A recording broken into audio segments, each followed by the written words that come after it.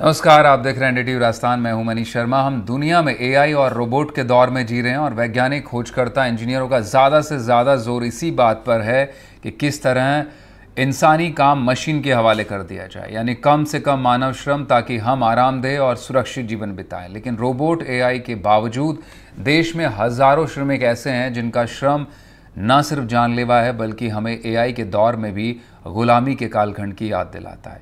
मैं बात सीवर और सेप्टिक टैंकों की सफाई करने वाले कर्मियों की कर रहा हूं जो आए दिन जान गंवाते हैं। अब ताज़ा मामला भरतपुर का है, जहां 3 श्रमिकों की जान चली गई है।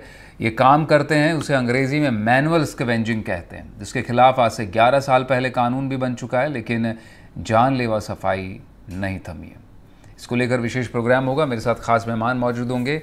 आप ग्राफिक्स भी आपको पहले दिखा देते हैं।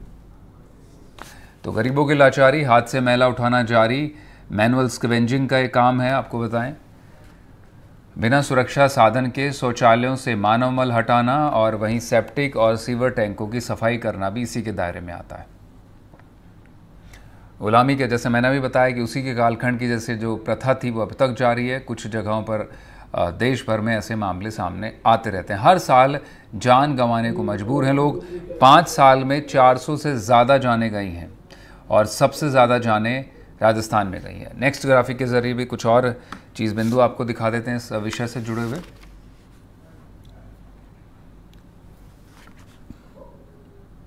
तो कानून अभियान बने ज़रूर, मगर इम्प्लीमेंटेशन हमारे देश में वही सवाल निशान में रहता है। इंसानों से मैला ढोना रुकवाने को लेकर कानून बना, लेकिन 2013 में कानून बना था, लेकिन अभी तक कमोबेश इस तरह की घटनाएं पूरी तरह नहीं रुक पाई हैं।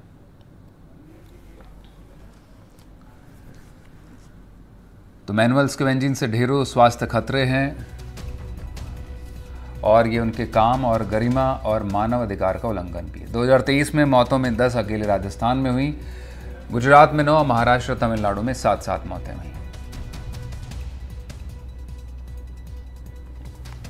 तो आप देख सकते हैं सबसे ज़्यादा मौतें राजस्थान में, गुजरात में 9, महाराष्ट्र, तमिलनाडु में 7-7।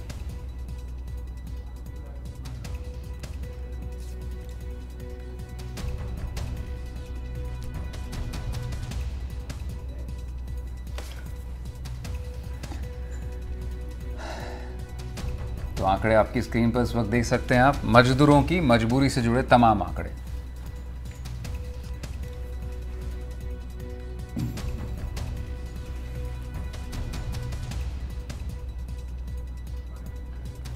तो 13 साल पहले सरकारी आंकड़े मिले थे। आपको बताएं कि करीब 1,80,000 से ज़्यादा परिवार इसमें लिप्त थे और 2018 का जो सर्वे है उसमें भी जो आंकड़े आए उसमें सामाजिक न्याय और अधिकारिता मंत्रालय का सर्वे था, उसी में आंकड़े सामने आए थे।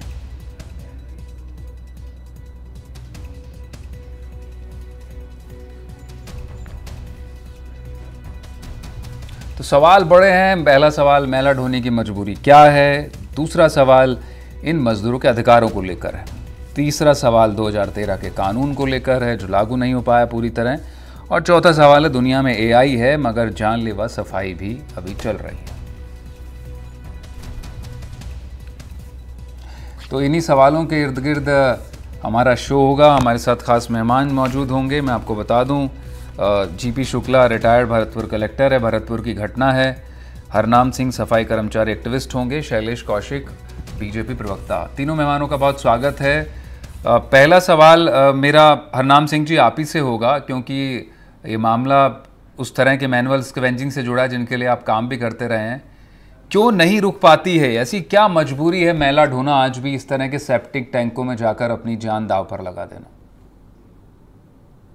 देखिए, सबसे पहले तो गुर्बत है, गरीबी है, मजबूरी है कि आप सोचिए 200 से 500 रुपए के एवज में आदमी काल के गाल में समा जाता है। और इस डेथ के जितने आंकड़े हैं, लगभग सब 30 साल से कम उम्र के जो बच्चे हैं वो इस डेथ को कर जाते हैं, शहादत पा जाते हैं। दूसरा, सरकार की उदासीनता है। जब 2013 से पहले चलिए कानून नहीं था, पार्लियामेंट में 2013 में ये एक्ट बना, मैनुअल स्कैवेंजिंग एक्ट, उसके बावजूद भी सरकार, राज्य सरकारें और केंद्र सरकारें उदासीन हैं। ना वो मशीन प्रोक्योर कर रही हैं, ना वो मैकेनाइज कर रही हैं। आज चंद्रयान, आप चंद्रयान चांद पर भेज सकते हैं, आज आप टैंक बना सकते हैं, परमाणु परमाणु यंत्र बना सकते हैं, लेकिन 6 या 7 फुट के गड्ढे के सीवर में जाने के लिए रोबोटिक या कोई और ऐसी मैकेनाइज या मशीन्स क्यों नहीं प्रोक्योर की जाती सरकार के द्वारा? कहीं ना कहीं सरकार का इसमें जो नजरिया है वो बड़ा अमानवीय है। ह्यूमन राइट कमीशन है, सुप्रीम कोर्ट के कई बार ऑर्डर्स आ चुके हैं कि इसमें उन्होंने कॉग्निजेंस लेके सरकार को इसको मैनुअली प्रैक्टिस नहीं करनी चाहिए, मैकेनाइज प्रैक्टिस होनी चाहिए सारी, और किसी मिनिमम सुपरिटेंडेंट इंजीनियर की सुपरविजन में आप वहां पर सीवर खुलवाएं अगर कभी मजबूरी भी हो, और इनके साथ सब सारे सेफ्टी इक्विपमेंट्स, सारे सेफ्टी गेयर्स दे जाए, जैसे कि ऑक्सीजन मास्क है, जैसे कि गम्स बूट है, जैसे कि फुल बॉडी सूट है, जैसे कि सेफ्टी बेल्ट है, इस तरीके की टॉर्च है।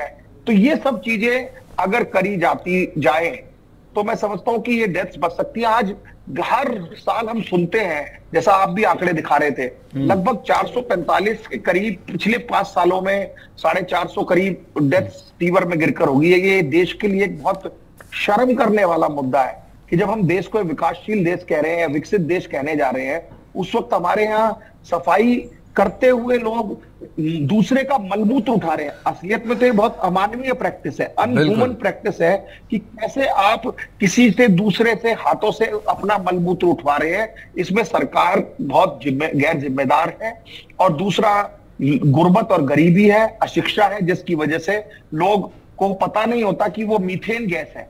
जैसे ही वो अंदर जाते हैं वो बेहोश हो जाते हैं, उसकी चपेट में आते हैं, दूसरा उसको बचाने जाता है, फिर वो उसकी चपेट में आ जाते हैं। तो ये सारी मुश्किलात है, इस पर बहुत गंभीरता से सरकार को विचार करना चाहिए, और सरकार को उस पर कड़े कदम उठाने चाहिए। जब कानून बन गया है उसके बावजूद अगर सरकार काम नहीं कर रही है तो आप समझिए सुप्रीम कोर्ट कितनी बार इनको डंडा चला चुका है। बिल्कुल। शैलेश कौशिक हमारे साथ मौजूद है, बीजेपी से हैं। शैलेश जी से भी जवाब बनता है। शैलेश जी, मैं ये नहीं कहूँगा कि किसी इस सरकार की घटना, पिछले सरकार की घटना, ये गुलामी कालखंड की यादें दिलाती हैं। इस तरह की तस्वीरें आज भी मजबूर हैं लोग ऐसी मजदूरी करने को कि जिस तरह से अभी गुरनाम सिंह साहब भी बता रहे थे, हरनाम सिंह साहब भी बता रहे थे कि लोगों को पता नहीं होता, जागरूक नहीं, लेकिन चंद पैसों के लिए जान जोखिम में डाल देते हैं। आपकी सरकार है, भरतपुर की घटना है, खुद मुख्यमंत्री का भी वो इलाका है, निश्चित रूप से घटना पर तो संज्ञान होगा, लेकिन जो सबसे बड़ी चेतावनी जो है एक तरह से वो कहें कि वो है कि पिछले 5 साल में इस तरह के सैकड़ों हादसे हुए, 400 से ज़्यादा मौतें गई, सबसे ज़्यादा राजस्थान का डेटा है। क्या राजस्थान में इस बात की गारंटी ले सकती है आपकी सरकार कि आगे ऐसी कोई घटना नहीं हो? देखिए मनीष जी, ये इतनी हृदय विदारक घटना है कि जिस पर राजनीति का तो विषय है ही नहीं। सरकार कोई भी हो, हर व्यक्ति की जान बहुत महत्वपूर्ण होती है, और जिसको सुरक्षा की जिम्मेदारी सरकार की भी है, खुद व्यक्ति की भी है, हम सब लोग समाज की भी है। तो इस विषय को मैं कतई राजनीति के साथ जोड़ने के लिए सहमत नहीं हूं। बिल्कुल। जहां तक इस घटना की बात है मनीष जी, तो निश्चित रूप से जो सिस्टम चलता है कि जिस तरीके से मैनुअल सफाई होती है, आप देखिए कि कुछ मैं इसमें बड़ा स्पष्ट एक गैर राजनीतिक स्टेटमेंट भी दूंगा कि अगर आप देखें तो इसमें आप देखिए कि कुछ पैसे के लिए, कुछ पैसे की बचत के लिए कुछ लोग केवल जिस तरीके से टैंकों की सफाई के लिए लोगों को बुलाते हैं। आज जिस गांव में घटना हुई है उस गांव के बारे में बता दूं कि उस गांव में भी टैंकों से सफाई हुई है। सेप्टिक टैंकों की मशीनरी जो होती है, टैंक होते हैं जिनमें पाइप के माध्यम से खींचा जाता है, सकिंग किया जाता है, सफाई हुई है। लेकिन चाहे तो कराने वाला और चाहे कुछ पैसे के लालच में केवल टैंकों को ना तो मैनुअली हायर करते हैं, और कुछ लोग जिस तरीके से जो बेचारे जो लोग आज इस दुर्घटना के शिकार हुए हैं, ऐसे लोग अपने पेट पालने के लिए या जिस कारण से इस तरीके से कार्य करते हैं। तो ये एक ऐसी है जो हमारे पास सुविधाएं उपलब्ध हैं। मैं आपसे कह रहा हूँ और दावे के साथ कह रहा हूँ बात को, इस गांव में मैंने बात की है लोगों से, कई बार टैंक को सफाई हुई है, लेकिन अपन केवल कुछ पैसों के लालच में अगर मशीन को ना बुला पाए, ऐसा नहीं है मशीन उपलब्ध नहीं होती, मशीनें होती हैं नगर निगम में, नगर पालिकाओं में, सब जगह और जाती हैं, और प्राइवेट भी हैं, और कुछ पैसों के लिए केवल अपन तो इस तरीके से इससे इतना बड़ा घटनाक्रम हो जाए और जिसके बाद आज हमको इस तरीके की चर्चा करनी पड़े, तो ये एक बड़ा संवेदनशील विषय है। और निश्चित रूप से इसमें कहीं ना कहीं देखिए, आज एक बात बताइए कि हम ये भी कहते हैं कि साहब, जैसे हरवाल सिंह जी कह रहे थे अभी, ये गरीबी है तो काम करने के लिए जाते हैं, तो जिस तरीके से जाते हैं, जो लोग जाते हैं उनके लिए भी सेफ्टी, इस बात को रखना चाहिए सेफ्टी पॉइंट के लिए मैं तो कह रहा हूँ बिल्कुल नहीं जाना चाहिए। आज रोजगार इस तरीके के काम जो मशीनरी है तो क्यों करते हैं, लेकिन मजबूरी है कर रहे हैं तो, लेकिन सेफ्टी जो होती है बिना उसके जो कराने वाले उनको भी नहीं कराना चाहिए। भाई ये लोग करने आए तो इनके पास सामान है कि नहीं, कम से कम कुछ बहुत आवश्यक इंस्ट्रूमेंट तो हो।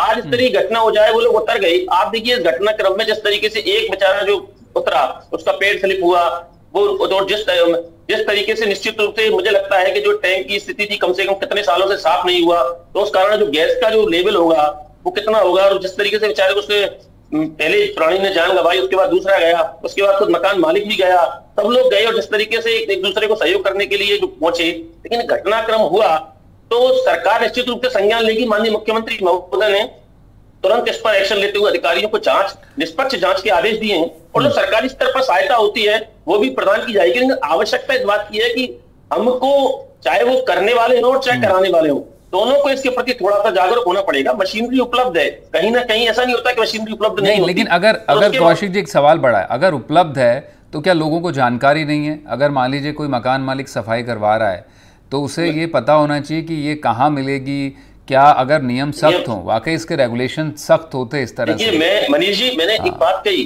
कि कुछ पैसों के लालच में जो मकान मालिक है वो भी सोच जाता है कि मैनुअली आराम से हो जाएगी, मशीन जाने कितना एक दिन में आएगी, 2 दिन में आएगी, कोई आदमी कष्ट नहीं करना चाहता कि यार कौन फोन करेगा। तो इसके लिए जागरूक हमको भी होना पड़ेगा, जो कराने वाले उनको भी जागरूक होना पड़ेगा सबको। मैंने कहा ना, मैं कह रहा हूँ कि इस गाँव में टैंकों के माध्यम से जो मशीनरी नगर पालिका और नगर निगम के माध्यम से सफाई हुई है, मैंने इसकी जानकारी ली है। लेकिन कुछ लोग किस कारण से पता नहीं क्यों छोटे से लालच में फंसने के बावजूद अपन ने इतने बड़े घटनाक्रम को अंजाम दे जाते हैं। आज खुद मकान मालिक भी जिंदगी और मौत की लड़ाई लड़ रहा है। लेकिन इस बात को सोचना पड़ेगा, समझना पड़ेगा कि लालच से ज्यादा आवश्यकता आज जिंदगी किसी की भी हो कब के लिए महत्वपूर्ण है, समाज के लिए, व्यक्ति के लिए। अगर ये कानून और अगर ये मशीनरी और खासतौर पर जो मशीन की बात आप कर रहे हैं, इनका इन्फोर्समेंट ढंग से होता कौशिक साहब, लोगों को इसके बारे में पता होता कि सिर्फ सफाई इसी से हो सकती है। जिस तरह से अगर हम बात कर लें बाकी चीज़ों को लेकर, जहाँ मशीनों की ज़रूरत है, यहाँ मशीन ही होंगी। आप सड़कों पर देखिए इस वक्त पे गर्मी में हीट वेव से बचाने के लिए स्प्रिंकलर्स हैं, लेकिन हैरानी की बात है कि जो काम आदमी को नहीं करना चाहिए वो मजबूरन करवाया जा रहा है, करना पड़ रहा है। ये बड़ी दर्द भरी कहानी है। हमारे साथ जीपी शुक्ला जी भी हैं, खुद भरतपुर में कलेक्टर भी रह चुके हैं। शुक्ला साहब, पहले भी आप कार्यक्रमों में जुड़े रहे हैं, किस तरह की ये घटनाएं जब होती हैं, अभी मैं आपसे पहले कौशिक साहब को भी बता रहा था कि 2023 में ऐसी 49 डेथ्स रिपोर्ट हुई जिनमें सबसे ज़्यादा राजस्थान से थी, कैसे बचा जाए? नमस्कार। संयोगवश मैं जयपुर नगर निगम में कमिश्नर भी रहा हूँ जी, डायरेक्टर लोकल बॉडी भी थोड़े समय रहा हूँ और जिला कलेक्टर भरतपुर भी रहा हूँ। 2012-13 में यहाँ सीवर लाइन डालने का काम चला था, उस वक्त मैं जिला कलेक्टर था। इस घटना को कोई राजनीतिक या किसी और एंगल से तो देखनी नहीं चाहिए। बिल्कुल, वास्तविकता ये है कि हमारे यहाँ पर अधिक जनसंख्या होने के कारण हर सेक्टर में बहुत सस्ते लेबर मिल जाती है। कोई भी काम कराना हो, यदि आप इंडिया के बाहर उस काम की बात कल्पना करें तो 10 गुना पैसे ज्यादा लगते हैं, टाइम लेकर आते हैं। या फोन करो, बेरोजगार लोग तैयार रहते हैं, 10 मिनट में पहुंच जाते हैं। लेकिन वास्तविकता ये भी है कि जो उपभोक्ता है, जिसको इन चीजों की आवश्यकता है, उसे भी थोड़ा बहुत मानवता दिखानी चाहिए थी। कुछ पैसे बचाने के लालच में उन्होंने रास्ते चलते किन्हीं भी 2 सफाई कर्मचारी से बात कही या इनके जो अटेंडेंस की डिपो होता है वहां जाकर कहा होगा कि मुझे सफाई करानी है, और उन्होंने किसी भी 2 खड़े लड़कों को भेज दिया। वो बिना किसी अनुभव के, बिना किसी जानकारी के, इक्विपमेंट की तो बात ही नहीं है, उतरे।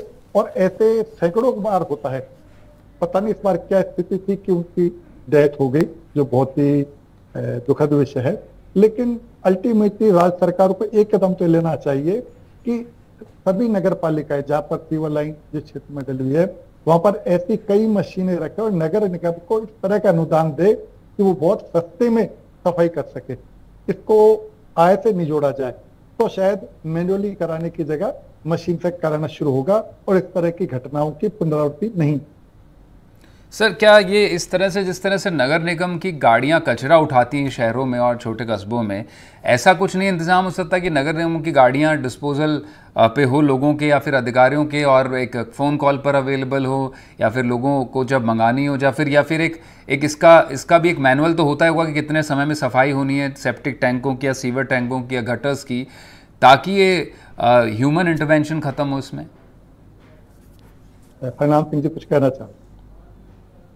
जी, ये मेरा आप ही से सवाल था सर। ठीक है, पहले हरनाम जी से जवाब ले लेते हैं। जी जी, देखिए बिल्कुल आप सही फरमा रहे हैं मनीष जी कि सरकार इसमें उदासीन है। अगर सरकार इसमें मैकेनिज्म बनाए, कानून ऑलरेडी 2013 में बन गया, सरकार अगर एक घरों पर नंबर डाल दे या स्लिप कर दे, या नगर पालिकाएं या नगर निगम जितना है, हर घर में जिसमें कि सेप्टिक टैंक है, क्योंकि बहुत सारे देश के हिस्सों में आज भी सीवर लाइन नहीं डली हुई, तो वहां सेप्टिक टैंक्स प्रयोग हो रहे हैं। तो सेप्टिक टैंक की डेट वहां पर बाहर डली हो उसके गेट पर कि ये फला डेट से पहले इसकी डिसिल्टिंग होनी है, इसकी सफाई होनी है, और वो इन नंबर्स पे संपर्क करें। और अगर कोई व्यक्ति उन नंबर्स पे संपर्क नहीं करता तो उसके चालान का प्रावधान है, और जो व्यक्ति इस तरीके के काम करता है उसमें सजा का प्रावधान भी है इस एक्ट में। 1 साल से ज्यादा की उसको सजा है, 50,000 रुपए का जुर्माना है, 10 लाख रुपए तक का सुप्रीम कोर्ट ने इमीडिएट कॉम्पनसेशन और उनको जॉब देने का एक ऑर्डर किया हुआ है। लेकिन ना तो सरकारें उनको 10 लाख का कॉम्पनसेशन देती है, ना उनके जो डिजीज डिपेंडेंट है उनको नौकरी दे रही है। इसके अलावा जो लोग ये अमानवीय प्रैक्टिस और गैर कानूनी काम करा रहे हैं उनको ना तो आज तक कोई सजा मिल रही है, जबकि कानून में प्रावधान है। अगर किसी ठेकेदार को या इस तरीके के जो व्यक्ति 200-300 रुपए में किसी गरीब की मजबूरी का फायदा उठाकर अपने चंद पैसे बचाने के लिए उनकी जान के साथ खिलवाड़ कर रहे हैं, तो उनके खिलाफ सख्त अगर राज्य सरकारें कार्रवाई करें तो मैं समझता हूं वो प्रेसिडेंट साबित होगा, और आने वाले समय में और लोग इस काम को नहीं करेंगे। और चौथा और अंतिम बात की सरकार को स्वयं ये सोचना चाहिए कि आज हम 75 साल का अमृत महोत्सव मना रहे हैं और उस वक्त हम इस तरीके का अमानवीय कार्य करा रहे हैं। इसे प्रायोरिटी बेसिस पर सरकार को लेकर मशीन्स प्रोक्योर करनी चाहिए नगर पालिका में और नगर निगम में, और इसके लिए उन्हें एमपी एमएलए फंड में भी संशोधन करना चाहिए कि हर एमपी एमएलए अपने क्षेत्र के लिए इन मशीन्स के लिए अनुदान दे सकता है, एमपी एमएलए फंड, ताकि वो ज्यादा से ज्यादा मशीन्स हो।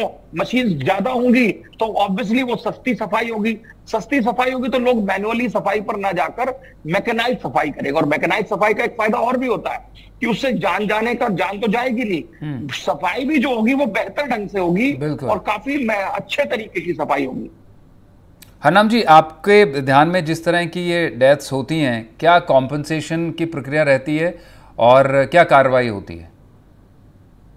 देखिए, इसमें जैसे ही डेथ्स होती है तो तुरंत सरकार आनन फानन में उसमें एफआईआर दर्ज करती है। हर सरकार ये दिखाना चाहती है कि हमारे यहाँ मैनुअल स्क्वेंजिंग या मैनुअल सीवर क्लीनिंग या मैनुअल सेप्टिक क्लीनिंग नहीं हो रही। आज आप अगर किसी डीएम साहब के, हमारे साथ में रिटायर्ड डीएम साहब बैठे हैं शुक्ला साहब, किसी से भी पूछा जाए तो वो क्या कहेंगे कि हमारे यहाँ कोई इस तरीके की मैनुअल प्रैक्टिस नहीं हो रही है। जबकि आप सोचिए जब पूरे देश में आज भी अधिकतर गांव में, अधिकतर कस्बों में, अधिकतर जिलों में जब सीवर क्लीनिंग, सीवर लाइन नहीं है तो ऑब्वियसली वहां मैनुअल स्क्वेंजिंग हो रही है। बिल्कुल, वहां पर ह्यूमन एक्सक्रीटा जा रहा है तो ह्यूमन एक्सक्रीटा कोई ना कोई तो सफाई कर रहा होगा, इसको भूत या घोस्ट तो सफाई नहीं कर रहा ना। तो इस सफाई को कराने के लिए सरकारों को सबसे पहले ईमानदारी दिखानी पड़ेगी कि हमारे इन जिलों में हमने इतनी मशीन प्रोक्योर कर ली है, इतनी जगह हमने सीवर लाइन डाल दी है, इतनी जगह हम सेप्टिक टैंक है। उनके पास एक डाटा होना चाहिए, साथ में कितने लोग मैनुअल सीवर स्क्वेंजिंग कर रहे हैं प्रैक्टिस, उनका डाटा होना चाहिए ताकि उनको रिहेबिलिटेट किया जा सके, उनको किसी और काम में एंगेज किया जा सके। और इसके अलावा जब उसकी जान चली जाती है उस परिवार के बच्चे की, जो कि लगभग 25-30 साल के होते हैं, और मात्र 500 रुपए से कम में उनकी वो इस काम में करने के लिए तैयार हो जाते हैं। आज समझिए कोई व्यक्ति जिसके पास अगर पैसा है और शिक्षा है, वो उसको कितने भी पैसे दे दिए जाए वो कभी किसी का मलमूत्र नहीं उठाएगा। लेकिन वही लाचारी है, उसी पर हम सवाल खड़े करेंगे। ऐसी लाचारी है कि जिनके लिए जो उनकी जान पर भारी। और मैं आपने कॉम्पनसेशन की बात जो पूछी मनीष जी, मैं बता दूं कि कॉम्पनसेशन के लिए वो परिवार का व्यक्ति वैसे ही अशिक्षित रहता है, अनपढ़ रहता है, उसके घर वाले जो है उसको धक्के खाने पड़ते हैं। जबकि सुप्रीम कोर्ट की क्लियर कट बाइंडिंग है कि 10 लाख रुपए इमीडिएट एक्स ग्रीशिया उस परिवार को मिलना चाहिए और उसके घर से एक नौकरी उसको सरकार को प्रोवाइड इमीडिएट करनी चाहिए। शैलेश जी, ये जो एकदम नौजवान जो 24-25 साल की उम्र के लड़कों की डेथ हुई है, दुर्भाग्य है, क्या सरकार वाकई जो बता रहे हैं हरनाम सिंह जी, जो कॉम्पनसेशन मिलना है, देगी सरकार? देखिए, निश्चित रूप से सरकार की संवेदना इससे हृदय विदारक घटना में परिवार के साथ है। माननीय मुख्यमंत्री जी ने इसका संज्ञान लेते हुए अधिकारियों को जांच के आदेश दिए, साथ ही आर्थिक सहायता, उचित आर्थिक सहायता तत्काल प्रावधानों के अंतर्गत देने के लिए जिला प्रशासन को निर्देश दिए गए। और मैं आपके चैनल के माध्यम से बताना चाहूंगा कि जिला प्रशासन द्वारा इससे जो अभी हरनाम सिंह जी बता रहे थे, सफाई श्रमिक अधिनियम 2013 जो सुप्रीम कोर्ट की गाइडलाइन है, उसके लिए आज ही प्रस्ताव बनाकर डायरेक्टर सोशल जस्टिस को भेजा भी जा चुका है। इनके जो आर्थिक सहायता जो सुप्रीम कोर्ट की गाइडलाइन के अनुसार है, मैं आपके चैनल को उनको भेजा जा चुका है। इसके साथ साथ क्योंकि ये दो जो सफाई कर्मी इसमें जो आज जिनका देहांत हुआ है वो खाद्य सुरक्षा योजना में भी आते थे, तो उसके अंतर्गत जो भी जिला कलेक्टर स्तर पर जो उनको सहायता दी जा सकती है उसके लिए भी प्रोसीजर जारी हो चुका है, प्रोसीजर चल रहा है। तो सरकार के स्तर पर हर संभव सहायता उस परिवार के साथ है, उन लोगों के साथ है जो इस घटना में आज जिनका निधन हुआ है। सरकार अपने स्तर पर हर काम करे और जो इसमें देखिए, जो भी कहीं ना कहीं कोई भी घटना होती है उसके लिए कोई ना कोई लापरवाही तो होती है निश्चित रूप से, तो इसकी जांच भी होगी। आज प्रशासनिक अधिकारी पूरे वहां मौजूद है, जांच भी होगी, दोषी होगा कार्रवाई होगी। सबसे पहले है कि उनके लिए सहायता का जो प्रावधान है डायरेक्टर सोशल जस्टिस को सुप्रीम कोर्ट की गाइडलाइन के अनुसार जो भेजा जा चुका है और जिला स्तर पर प्रक्रिया जारी हो चुकी है। जो भी समय जा रहा है वो जा रहा है, उनके लिए निश्चित रूप से जो उनके मापदंड है उनके अनुसार अधिक से अधिक सहायता उपलब्ध कराई जाएगी सरकार के स्तर पर। नहीं, सहायता ठीक है, लेकिन जो आप अगर अभी आंकड़ा भी देख रहे हैं स्क्रीन पर, 49 मौतें हुई थी इस तरह से मैनुअल स्कैवेंजिंग में 2023 में, 10 सबसे ज़्यादा राजस्थान में थी। और अब इस साल के तो आप बात कर लीजिए, एक ही दिन में 2 डेथ्स हो गई हैं, है ना। सबसे बड़ा सवाल यही, जी जी आप बताइए क्या सवाल पूछ रहे थे? नहीं, मैं बोल रहा हूँ सबसे बड़ा सवाल यही है कि अगर गंभीरता तो निश्चित रूप से पहली सरकार के कार्यकाल में भी रही होगी, सरकार में तो राजनीति में जा ही नहीं रहा। मैंने कहा ये विषय राजनीति का नहीं है। इस विषय में जो जाने वाला होता है उस परिवार से पूछिए उसके पर क्या गम होता है, क्या गुजरात होता है।